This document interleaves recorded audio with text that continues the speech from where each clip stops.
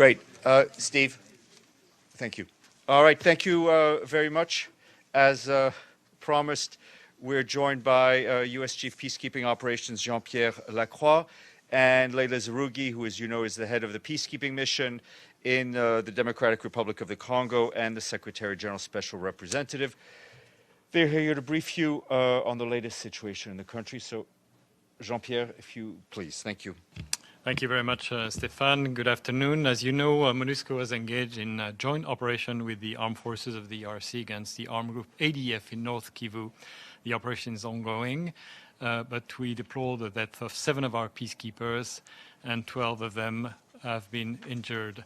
And the FARDC, the armed forces of the DRC, have also suffered at least 15 fatalities and 45 injured.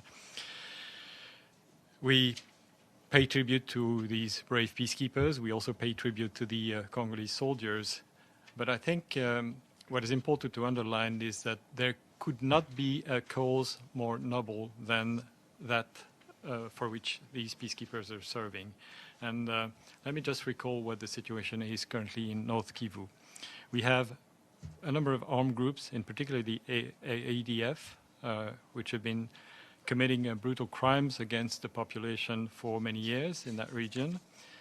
In particular, the ADF are known for the brutality of their action against the population. And in addition to killing, raping, looting, and inflicting such harm to the population, they are also attacking our peacekeepers as well as the Congolese soldiers. I would just like to remind you that last year we lost 17 Tanzanian peacekeepers as a result of an attack by the ADF.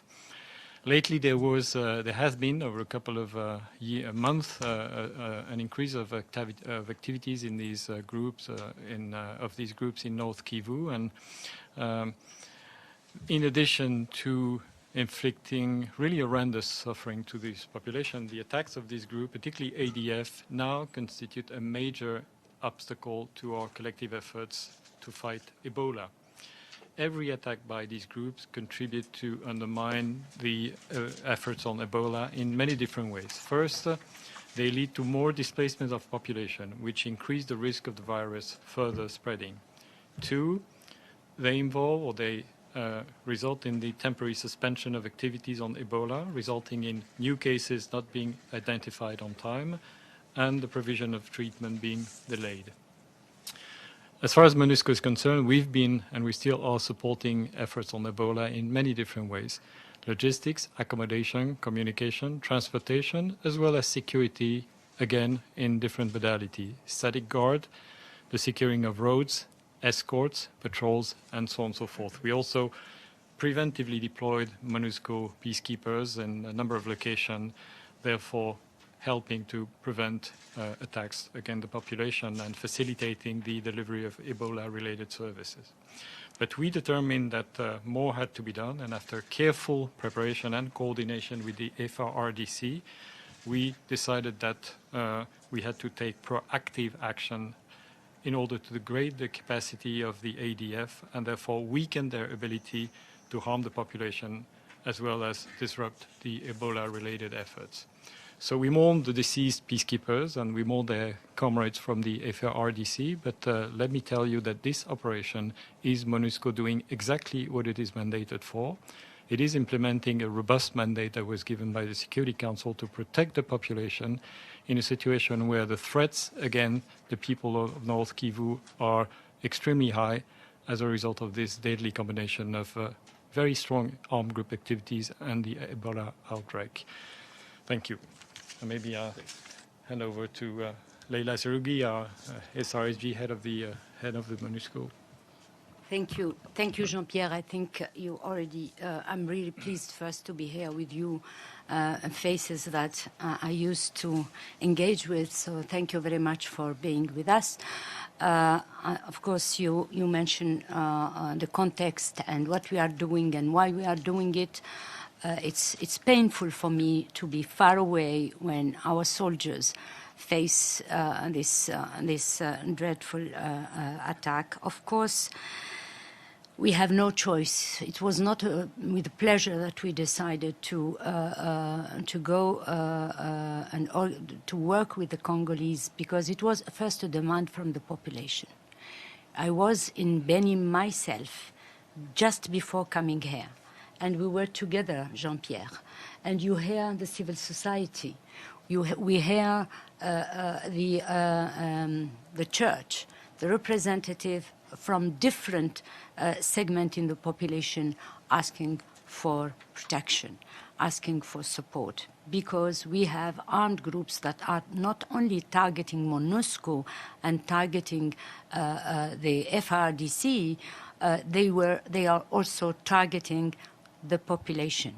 And when we decided to really secure Beni, to allow the humanitarian to continue to deliver on the Ebola response, they started going to isolated villages, killing people, innocent, arriving and killing people, taking children from their family, using them as human shields. So that was the challenge that we were facing.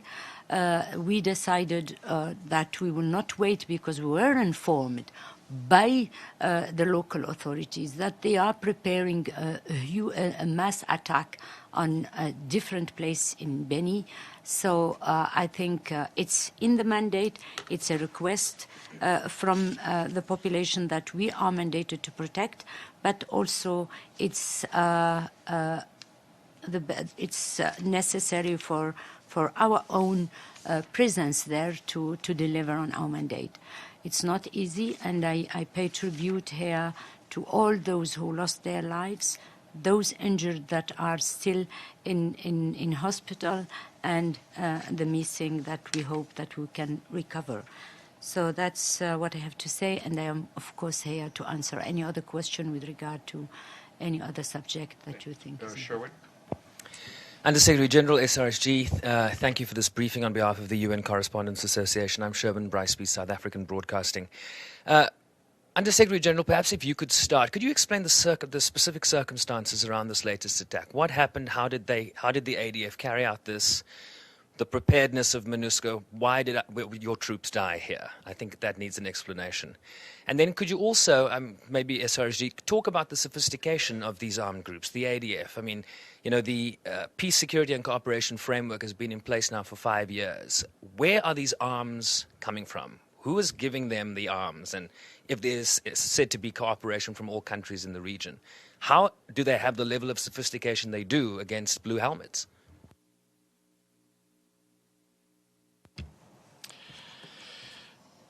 Well, I guess we will have more clarity and more details on what exactly happened, because as I told you, the operation is still ongoing. But what we have at this point is that the operation sustained 2 separate attacks from ADF elements as they were proceeding on the so-called Kasinga axis, close to a location which is called Kididi Woods, and approximately 9 kilometers east of Beni. And, at this point, our troops as well as FRDC were attacked. They returned fire. They repelled the first attack successfully, but then the armed group reorganized and launched a second attack where, unfortunately, our peacekeepers appear to have been killed and injured. MONUSCO is using a number of important assets. I would recall that North Kivu is the area of DRC where we have the strongest concentration of MONUSCO. We have the so-called Fourth Intervention Brigade, which has this even more proactive mandate than the rest of MONUSCO. We have deployed assets such as attack helicopters, special forces. So it's a very strong level of force that we have in that region. But I think, as you say, that it is what we need, because some of the armed groups, I think particularly the ADF, have reached a level of strength and equipment and sophistication which requires the response to be adequate from our side. And I'm sure Leila will have to say more about what we know about ADF capacities. Thank you. I think that, first of all, if you see the place where they are hiding, these people are there since 1986. It's a very thick jungle. It's not an easy place to access without going by feet. You cannot go with cars and access there. So they are very well hidden in a very thick and inaccessible area. Many of our troops, they even don't come from a country that have jungle, that choose to fight in jungle. So that's another challenge that we are facing. But I would like to say that we are the one who decide to go after, because we have no other option but to go there if we have to stop them from building up, because they come, they take arms, they attack the FRDC, they take arms from the FRDC. You remember when they killed last year our peacekeepers, the Tanzanian, they took also arms from there. So that's the modus operandi that they use. They certainly have arms from other places. We don't have access to every, to their heart, the heart where they are, to really see what kind, but it's an insurgency group. They have terrorist tactic. They hide in the jungle. They come in the middle of the night to attack, and they know the area better than someone who is not from the country. That's the weakness of our peacekeeper. They don't speak the language. They don't know the area. They come, the rotation also make it that you have every time to restart the training, etc. But I think that they are doing their best. We have to really applaud their commitment, their engagement. This is our integrated brigade. You know that the integrated brigade, we have the South African, we have the Tanzanian, and the Malawian. They were together when we started the operation. These are one of the company that come under fire, and it's one of the company, not the whole peacekeeper going and where we have the loss. So we are working to make sure that we reduce the threat. We have no other option. It's very important to also emphasize that on this operation we work very closely with the authority. They are totally engaged. Don't forget that they lost more soldiers themselves in this operation, because it's not an easy, you cannot go and bombard and return safe home. You have to go and extract them from area. And we managed to take one of their base, which is not the base that was of high importance for them, the one that they used to attack Beni. So this is now in the hand of our people and the hand of the FRDC. We have also our people arrest 6 of their combatants. We will know more about the information. So we are working on that.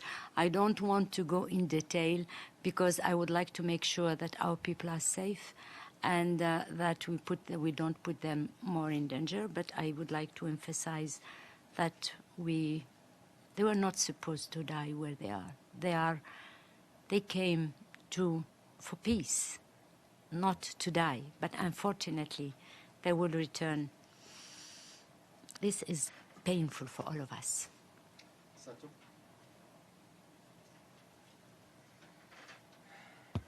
Thank you. My name is Sato from Japan TV NHK. So my question is about ADF. So do you have any specific number of how many ADF soldiers are activating in the DRC?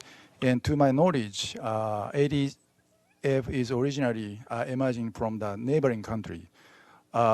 Is their motivation, what is their motivation? Is it related to the natural resources? Thank you. The information that we have before this operation start They are about 500 really equipped, but of course we don't have enough intelligence to really assess, and they abduct children. They use, for example, in their modus operandi, they use women and children as a human shield. Yes, they came from Uganda, but as I said, 1986. 1986, on the two border of the two sides of the borders, you have the same community. So for all these times that they are in Congo, they build business, they get married with Congolese, they have interaction within the community, and they consider the area where they are as something that was given to them by Mobutu at the time, and it's their land, so they consider that they are defending their land. They don't have political agenda in Congo, but they consider that this is their land and it was given to them, and that's the narrative that they have. Of course, they have also interaction and linkage with other people that involved in other countries. We are assessing the level of interaction between this group that is an Islamist group with other Islamist group in the region. We are assessing that. We are receiving that information that we are trying to assess. So that's with regard to these two elements, the number and the mindset, and their political agenda. You know that their leader, for example, was arrested. He's on trial in Uganda, but not for what happened in Congo, but what happened in Uganda. I would like also to emphasize that besides the fact that they are asking for this land, because the fact that they are there, they also are involved in mining, in trafficking in gold, in timber, that's also part of the way they get funding and armament also. Yes. Thank you, Undersecretary General Lacroix. I think I heard you say that there were 7 peacekeepers who were killed. The Security Council statement last night said 7 Malawians and 1 Tanzanian. Is that correct? And in terms of the ongoing operation, what actually is the goal, and how long do you think that it's going to go on? Yes, at the moment, what the confirmed figures we have, as I said, the operation is ongoing. We may, unfortunately, have an evolution in these figures, but the numbers we have are 6 Malawians confirmed killed and 1 Tanzanian. Again, we are really in the midst of this operation, which is continuing.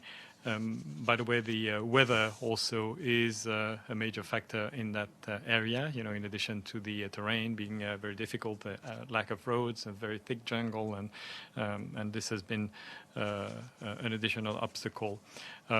So as far as the objective of the operation, it is really that we, in addition to what we were doing, the preventive deployment, the protection of Beni, on which we decided to focus earlier, and as a result of that, Beni had not been attacked for the last 3 weeks. We decided that more had to be done, and that we had to go more for the purpose of trying to dislodge the ADF from their strongholds and significantly degrade their capacities. That is the objective of this operation. As far as how long it will last, I cannot really give you more details on this. But as I say, it is going on, and as of now, we think we've already achieved quite significant results consistent with the goals that I explained to you.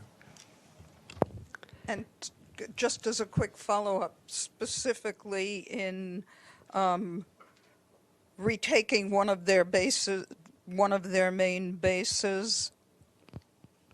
That's right, yes. And one that is was used up to now to threaten the city of Beni. And Beni is both the epicenter, or one of the epicenters of the outbreak, but it's also the center of Ebola-related activities. I was there very recently with Leila Zerrougui and the Director General of the WHO, and this is really where all the key resources to fight Ebola are located.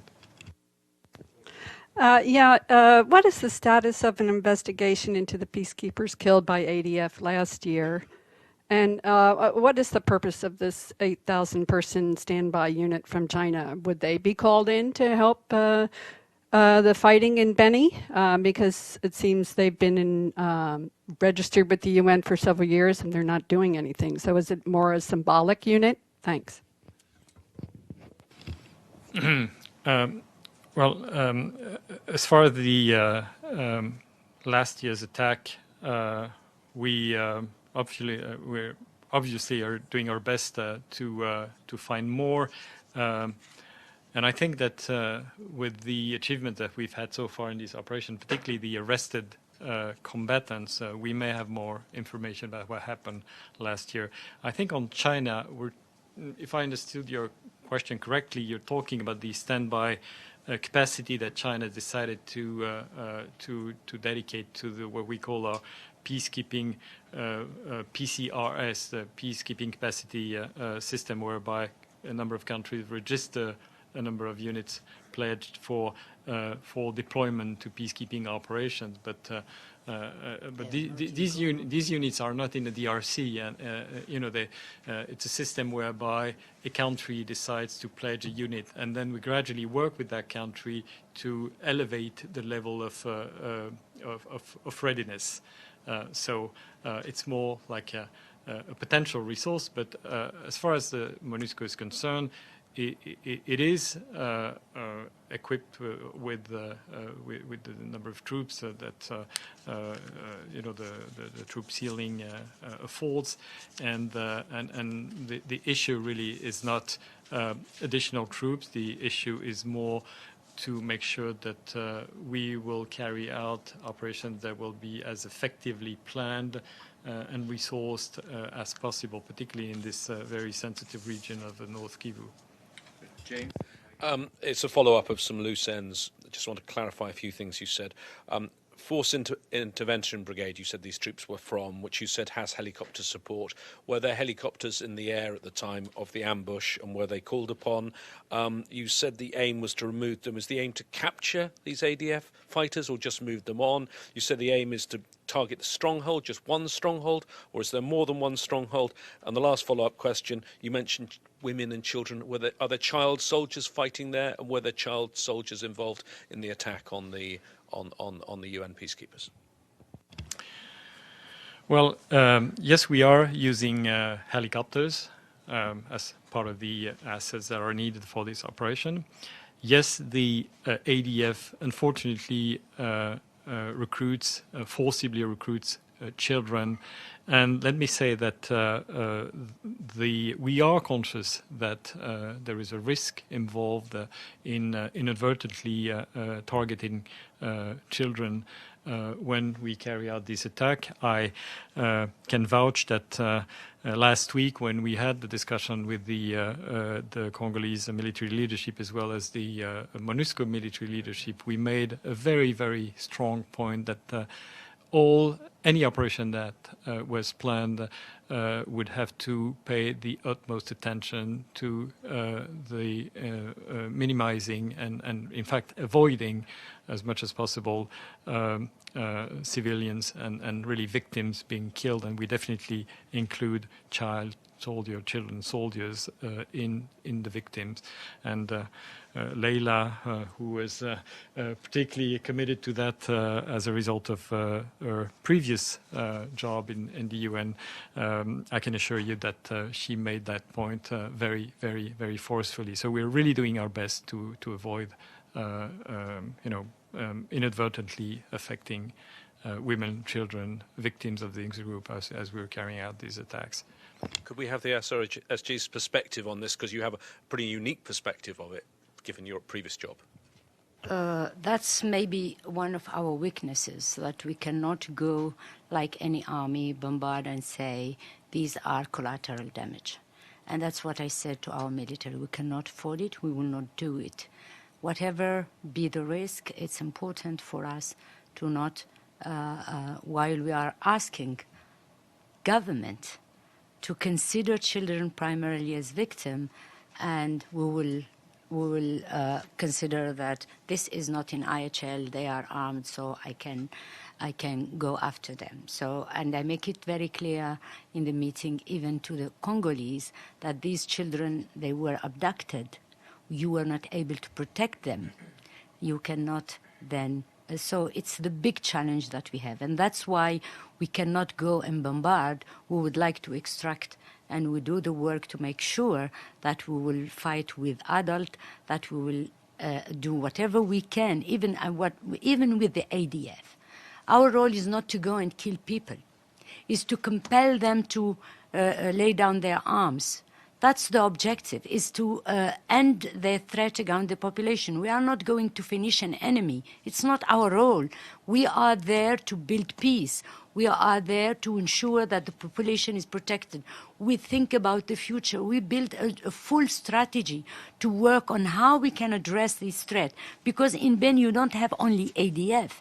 You have also other Mai groups that are built on ethnic lines. And then if you go after a Mai group that have his population supporting him, then you will have the population against you.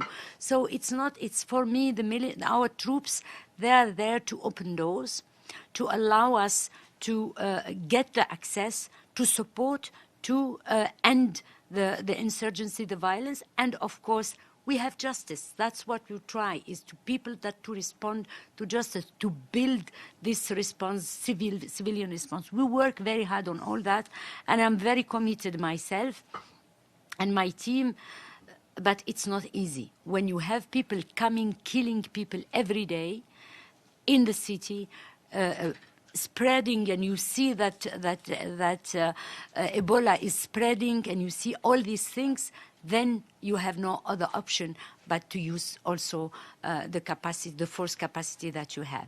But we are very cautious about it. Maggie, then, Marie. Thank you. Maybe for Madame Zerrougui. Ebola crisis, have you seen an increase in attacks by ADF since Ebola started in that area? Are they trying to use perhaps the government's distraction by the health crisis to ramp up their attacks? We noticed there is a lot, the attack since beginning of the year in reality. It was not just with regard to Ebola.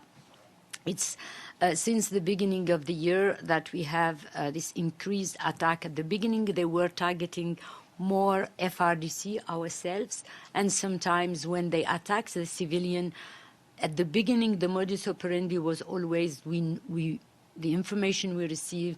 These are people that owe them debt, that they are not paying, or this to go to certain. But then they become like crazy, killing, coming in the village, killing people and leaving, taking the children and leaving.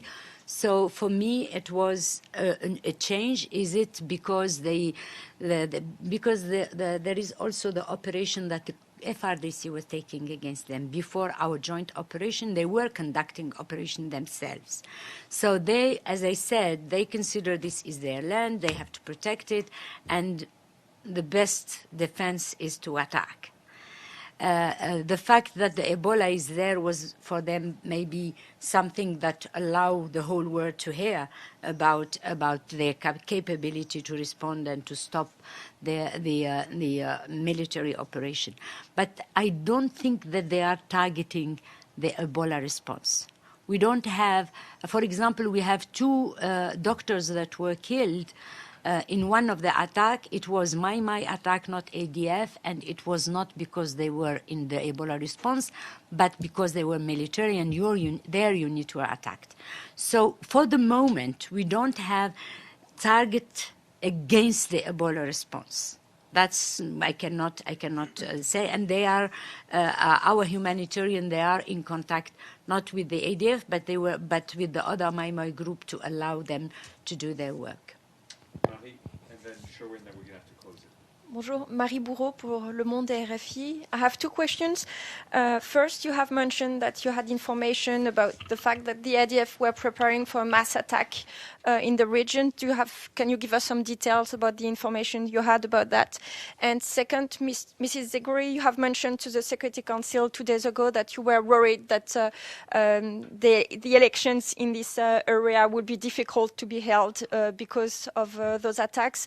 We are now 5 weeks away from the elections. Do you think you will be able to create a peaceful environment so the elections can happen? With regard of, we were receiving a lot of information from the government, but also from civil society, from local. It was more local representative, like the mayor, like all these people, also the military. But we receive information that is consistent repeatedly that the ADF are preparing a mass attack on Beni. Of course, because they did several times, because it was not the first time, then for us we cannot afford to wait until they come and they start killing civilians. So that's why we decided to take the initiative. And I'm really, I think it was the right decision, because if we have, unfortunately, military killed, but if they manage to come in the city, the risk for just disrupting the response, the Ebola response will be a disaster, because every attack, even if it's not in Beni, and even if it is not mass attack, we lose, we stop, people fled. You have, comment on dit un jour, when they pay Opération Ville Morte. Ville Morte, Opération Ville Morte. So everything is closed, and then we cannot go after to follow up contact, to identify other contact, and you have that's how we end up with 300 people killed just between Beni and Butembo and in the area of Beni. So that's just to remind you, when we have the Ebola in Equateur, it was three epicenter, and we end up in 45 days, and we end up with 43 people killed. So just to give you an idea of the magnitude of the risk that we are taking. So it was important for security reasons, but also for the Ebola response, to make sure it will not become an international crisis. And you know the consequences if we have cases that cross border, because Beni is on the border with Uganda. So that's the problem that we have. With regard to your second question, on the election. Yeah. It's not just us. I think the government consider Beni as one of the highest epicenter for as a risk for organizing the election. Of course, we are all preparing together to make sure that the election will take place, that every area where the Congolese have the right to cast their vote, we will do our best to assist them. It's not only Beni, of course, we have other areas where you have armed groups that are certainly, we have 35,000 candidates in this election. It's not only the presidential, it's presidential, provincial, national, and because of that, in area where you have armed groups, it will be very hard that they will not try to have a political posture or involve themselves, threaten.